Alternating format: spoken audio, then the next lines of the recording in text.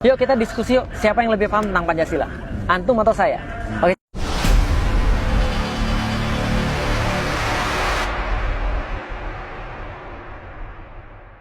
Pancasila, tuduhan orang terhadap pusat anti Pancasila dari NKRI. Ya, jadi gini, siapa? Enggak, ya. Enggak. Jadi kalau tuduhan-tuduhan anti saya jelasin gini. Oke, sekarang kita mau ngetes tentang Pancasila. Saya mau ngajarin antum tentang Pancasila dengan satu diskusi yang antum bisa bawa kemanapun. Jadi kalau antum dibilang anti Pancasila, antum langsung bilang aja, yuk kita diskusi yuk, siapa yang lebih paham tentang Pancasila? Antum atau saya? Oke, coba lihat ya, gimana caranya. Jadi gini, Pancasila ada berapa sila? 5. 1. Tuhan Yang Maha Esa. 2. Adil dan beradab. Yang ketiga, Persatuan Indonesia. keempat, Kerakyatan yang dipimpin oleh hikmat kesetaraan persoalan perwakilan. yang kelima, Keadilan sosial bagi seluruh rakyat Indonesia. yang paling panjang yang mana? 4. Saya nggak bahas yang pendek-pendek, nggak level, yang panjang aja. Coba ya, kerakyatan yang dipimpin oleh hikmat kebijaksanaan. Oke, sampai di situ dulu. Hikmat kebijaksanaan. Sekarang saya mau nanya, hikmat itu bahasa apa? Bahasa Arab.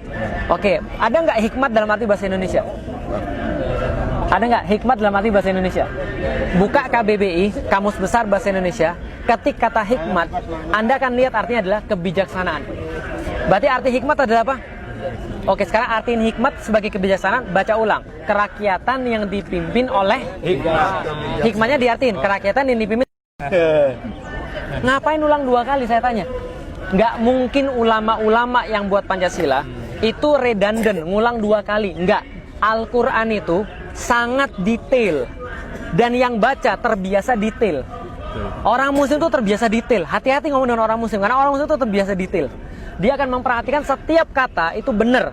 Contoh, hikmat kebijaksanaan. Nggak mungkin kebijaksanaan. Kenapa? Pasti ada maksud yang lain. Oke, kita coba lihat. Arti hikmat dalam bahasa Arab. Apa bahasa Arabnya hikmat? Wisdom dalam bahasa Inggris. Sama, kebijaksanaan juga. Berarti ada arti yang lain. Makanya para ulama pinternya adalah naruh passwordnya di kata-kata hikmat. Itu nggak mungkin bisa diartikan kalau orang nggak baca Al-Quran. Oke, coba lihat. Arti kata hikmat. Ada yang hafal surat Al-Jumu'ah ayat pertama?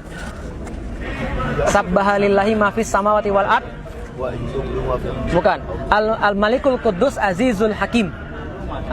Al-Malikul Quddus Azizul Hakim. Ada kata-kata Hakim. Hakim artinya adalah orang yang memiliki hikmah. Lihat baik-baik ya. Jangan bicara bahasa Indonesia dulu, karena hakim bahasa Indonesia beda. Kalau hakim bahasa Indonesia yang memutuskan perkara. Tapi ini bahasa Arab. Hakim adalah orang yang dikasih oleh Allah hikmah. Coba lihat baik-baik. Hikmah yang dikasih oleh Allah itu banyak orang dikasih hikmah. 1. Luqmanul Hakim dikasih hikmah. Yang kedua, Nabi Sulaiman dikasih hikmah. Makasih Pak. Yang ketiga, Nabi Muhammad dikasih hikmah. Dan hampir semua nabi-nabi yang lain, Yahya, Zakaria dan segala macam, dikasih hikmah oleh Allah. Kalau gitu hikmah itu apa? Hikmah adalah di dalam Islam, hikmah adalah menurut Al-Quran kemampuan yang diberikan oleh Allah Subhanahu wa Ta'ala kepada orang-orang tertentu untuk memutuskan satu perkara sesuai dengan Allah Subhanahu wa Ta'ala. Sampai di sini paham? Contoh, Sulaiman datang orang, cewek 2. Satu bilang ini anaknya, yang satu bilang ini anaknya, ibu-ibu. Maka kemudian Sulaiman bilang, dia tahu syariatnya. Tapi kalau dia terapkan syariat begitu saja, ini nggak akan beres masalahnya. Gitu kan ya? Syariatnya apa? Oke, kita bikin pengadilan. Datangkan bukti, datangkan bayinah dan segala macam. Tapi Sulaiman nggak buat begitu. Apa yang Sulaiman lakukan? Dia punya hikmah. Apa yang dia lakukan? Ya sudah, kalau gitu gini aja. Anak ini kita bagi 2, dibelah jadi 2. Ibu dapat setengah, ibu dapat setengah. Mau pilih mana, Bu? Atasnya atau bawahnya? Bawahnya atau atasnya? Atau sebelah kiri atau sebelah kanan? Gimana kira-kira? Ibu mau pilih yang mana? Salah satu ibu bilang, jangan. Saya nggak mau. Jangan. Daripada dibelah anak saya, kasih dia aja yang ngurus. Sulaiman bilang, ini anaknya orang ini. Kenapa? Dia punya rohim. Sampai di sini paham? Berarti hikmah adalah apa tadi? Kemampuan untuk memutuskan satu hukum berdasarkan aturan-aturan Allah dengan cara yang paling bagus. Itu hikmah. Maka hikmah diartikan dalam bahasa Arab, hakim artinya adalah bukan hanya orang yang memiliki kebijaksanaan, tapi penguasa. Paham sampai di sini? Hakim adalah penguasa. Oke, penguasa yang memutuskan hukum berdasarkan hukum siapa? Allah. Dan menerapkannya dengan sangat baik. Berarti coba artikan sekarang. Kerakyatan yang dipimpin oleh, artiin sesuai dengan saya artiin tadi. Apa artinya? Kerakyatan yang dipimpin oleh pemimpin yang melaksanakan aturan-aturan Allah dengan cara yang paling baik, bijaksana dalam permusyawaratan perwakilan. Musyawarah bahasa Arab dan nggak mungkin diartikan kecuali dengan bahasa Al-Quran. Sekarang antum mau lebih tahu daripada ulama tentang masalah hikmah? Nggak mungkin. Antum mau lebih tahu daripada ulama tentang mengartikan tentang Pancasila? Nggak mungkin, karena mereka yang buat. Karena mereka menyisipkan password itu. Paham maksud saya sampai sekarang? Berarti kemudian mau dibuat badan apapun yang mengartikan Pancasila, tetap pada satu titik mereka akan mentok. Karena hikmah artinya adalah dalam bahasa Arab, bukan dalam bahasa Indonesia. Sekarang antum coba tanya sama orang-orang yang mengaku paling Pancasila, suruh mereka jelasin tentang hikmah kebijaksanaan. Saya yakin mereka nggak bisa. Paham sampai di sini? Itu baru yang keempat loh, sila keempat. Belum sila 1, 2, 3, dan 5. Contohnya lagi. Sila kedua apa? Kemanusiaan yang adil dan beradab. Sila pertamanya apa? Ketuhanan yang Maha Esa. Antum tahu nggak kenapa diatur seperti itu? Habibuna Rizik Syihab itu punya tesis, kalau saya nggak salah, berkaitan dengan Pancasila yang kemarin dipermasalahkan, yang masuk ke pengadilan Jawa Barat. Tapi teman-teman sekalian, saya pengen kasih tahu, susunan Pancasila itu nggak seperti sekarang. Susunan Pancasila itu dulu berbeda-beda. Contoh, mohon maaf, Soekarno itu menaruh ketuhanan yang Maha Esa sebagai yang terakhir. Itu yang dipermasalahkan dalam Habibuna Rizik Syihab. Itu kan, karena diksi yang berbeda. Tapi dikasih yang terakhir. Tapi masalahnya dikasih yang terakhir apa? Nggak bisa. Kenapa? Para ulama bilang nggak bisa gitu. Susunannya diperbaiki. Susunan itu diperbaiki, bedanya jauh. Kenapa? Semua usulan Pancasila sama aja. Susunannya diperbaiki oleh para ulama. Yang pertama apa?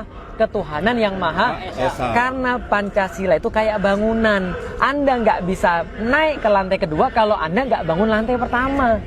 Ada orang yang bisa langsung gantung? Nggak ada.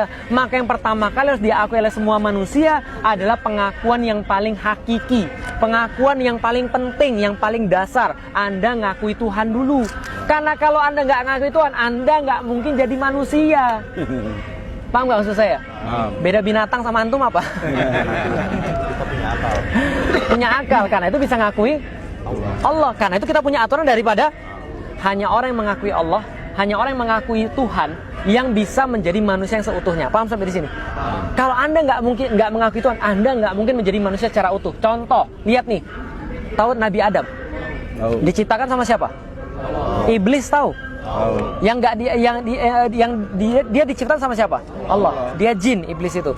Ketika Adam diciptakan, lantas mana Allah bilang semuanya bersujud pada Adam. Fasajadu illa iblis. Maka semuanya bersujud kecuali apa yang hilang pada dia?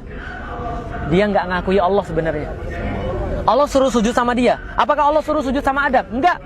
Allah cuma bilang, saya itu keren banget, kira-kira gitulah. Ciptaan saya ini sempurna, ahsani takwim. Apakah kalian nggak merasa keren dengan semua ini? Sujud sana.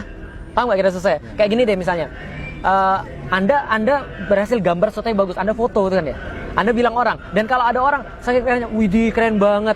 Coba lihat gini, orang yang nyetak gol di waktu-waktu terakhir Muslim, apa yang dia lakukan? Sujud syukur langsung.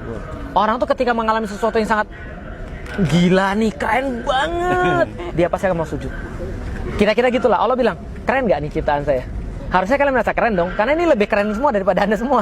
Lebih keren daripada jin, lebih keren daripada yang lain. Ini paling keren ini. Sujud dong. Yang Allah minta bukan sujud pada Adam, tapi hormati saya. Karena saya yang minta, sujud. Iblis nggak mau. Iblis nggak mau.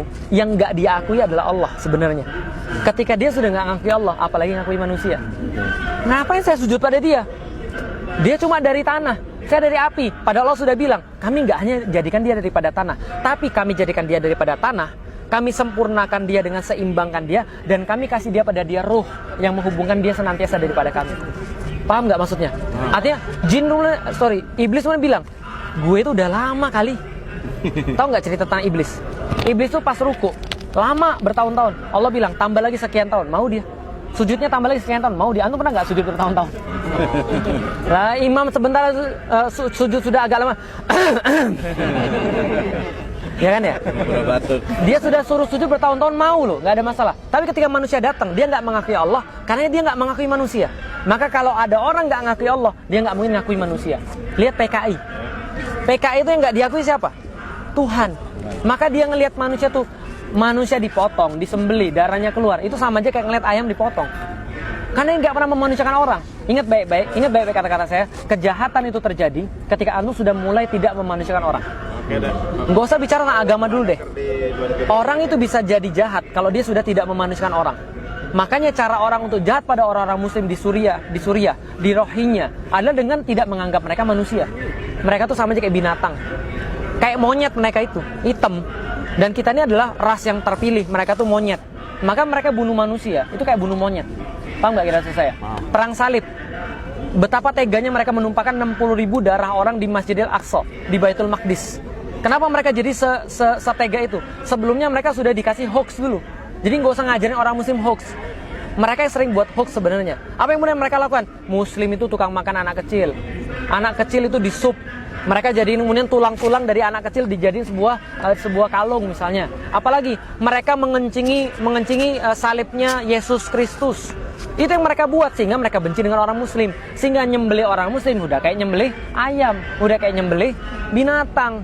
Nah, maka kalau ketuhanan yang Maha Esa itu ada, maka baru ada bisa kemanusiaan yang adil dan kalau Anda mempermasalahkan Tuhan, Anda bukan manusia. Karena pengakuan paling hakiki adalah manusia. Kalau kemanusiaan ini tidak adil dan beradab, nggak bakal ada persatuan. Lihat sekarang, gimana ada persatuan? Orang mereka berperpecahan terus. Baru tenang sedikit sudah dibuat. Yang mana yang lebih bagus? Yang berjasa di abad ke-20, Soekarno atau Nabi Muhammad? Gila. Kadang-kadang. Ya ini contoh misalnya. Baru mau kita tenang dikit. Diadu lagi. Nggak ada persatuan. Kenapa? Karena nggak ada orang manusia. Karena orang nggak menghormati agama. Lah kalau nggak ada persatuan, nggak akan ada pemerintahan. Makanya kadang-kadang saya lucu. Mereka yang di atas sana, oke lah silahkan menang, nggak ada masalah. Ya ini urus dengan baik, ini rakyatmu ini seperti apa, umatmu urus dengan baik. Kita nggak ada masalah, urus dengan baik sana, paham nggak kira saya? Nah tapi masalah dibuat perpecahan sehingga nggak ada pemerintahan. Terus nggak usah pakai payung, tenang. Mereka panas, saya juga panas. Nah yang kelima, kalau sudah ada pemerintahan, baru ada keadilan sosial bagi seluruh rakyat. Itu ujung daripada maqasid syariah. Jadi kalau mau debat tentang Pancasila, ayo kita layanin ngomong berapa lama. Tapi kenapa mereka senantiasa menuduh? Antum sudah tahu, antum baca Al-Quran. Orang-orang yang benci sama Islam itu cuma punya 3 cara. Saya mau kasih tahu sama antum. Cuma punya 3 cara. Satu, yang paling pertama nuduh. Fir'aun didatengin Musa, nggak punya dalil, nggak punya pembelaan. Apa yang dia bilang? Allah, anak baru kemarin sore. Allah, kemarin kamu tuh makan duit saya, tahu nggak? Kamu tuh dulu di dapur saya kasih makan. Ngejek yang pertama. Kalau ngejek sudah nggak berhasil, nakut-nakutin. Musa, kamu masih punya kasus loh di sini. Hati-hati loh, kamu masih punya kasus loh. Kamu bisa dipenjara loh di sini. Hati-hati loh. Masih nggak berhasil yang kedua, yang ketiga, yang lain yang ditakut-takutin. Hati-hati sama Musa. Kalau kamu ikutin Musa, kamu nggak punya negara lagi. Kalau kamu ikutin Musa, kita nggak ada lagi Mesir. Sama nggak kayak sekarang? Diejek sudah belum? Dah. Ditakut-takutin sudah belum? Orang yang lain ditakut-takutin sudah belum? Berarti sebentar lagi belah lautan. Ya tinggal tunggu yang itu aja, gitu kan ya. Ya, silakan. Anak ke pos dulu ya. Ahlan Pak Haji, silakan Pak Haji, silakan. Insyaallah. Jazakallah khairan Bang Japar, makasih.